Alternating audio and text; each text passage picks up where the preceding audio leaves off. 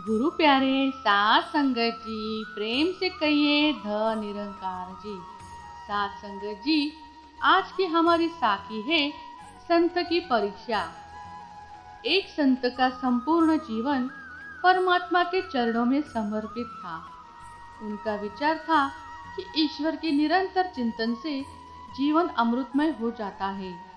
संसार की सभी वस्तुएं नश्वर और क्षणभंगुर होती है। इनमें अनुरुक्ति हमें कष्ट पहुंचाएगी। एक दिन संत एकांत में बैठकर साधना कर रहे थे कि उनके एक मित्र वहां पहुंचे। उनके वह मित्र उस दिन सोचकर आए थे कि वह संत की परीक्षा लेंगे। उन्होंने कुछ इस तरह की हाव भाव भंगिमा बनाई जैसे किसी बात को लेकर बहुत चिंताग्रस्त हो।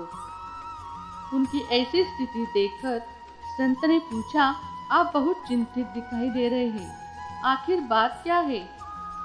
मित्र बोले, कुछ मत पूछो मित्र, शायद हम लोगों के भाग्य में ऐसा बुरा दिन देखना ही लिखा था। क्या आपको मालूम नहीं हुआ कि आज रात को ही संपूर्ण संसार काल के गाल में समा जाएगा, रात को प्रलय आ जाएगी। ये सुनकर संत आनंद से झूम उठे। उन्होंने हंसकर कहा, मित्र, ये तो आपने बड़ी अच्छी बात बताई। इससे बढ़कर दूसरा कोई शुभ समाचार नहीं हो सकता। इस जीवन के विषय में कुछ भी तय करने वाले हम तो नहीं हैं। इसका रहना या नष्ट होना उस अदृश्य शक्ति के हाथ में है। फिर हम क्यों इसे लेकर चिंतित हो? मनुष्य इसलिए इतने कष्ट झेलता है क्योंकि वो स्वयं को ही नियता मान बैठता है, जबकि नियता को कोई और है।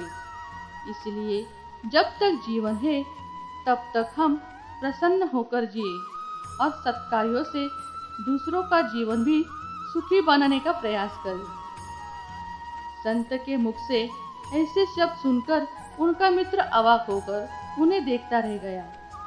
संत ने आगे कहा, यह भविष्यवाणी तुम नहीं सुनाते तो मृत्यु का कोई निश्चय नहीं था कि वो कब आएगी। अब तो निश्चय हो गया।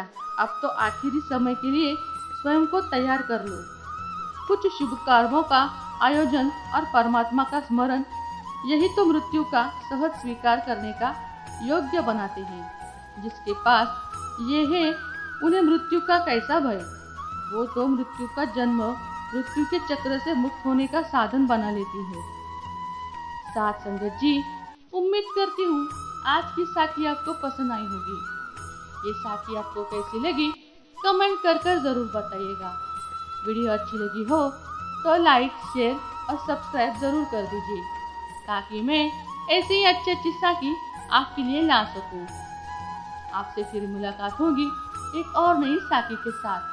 तब तक के लिए मेरे प्यारे साथ संगत जी, प्रेम से कहिए ध निरंकार जी।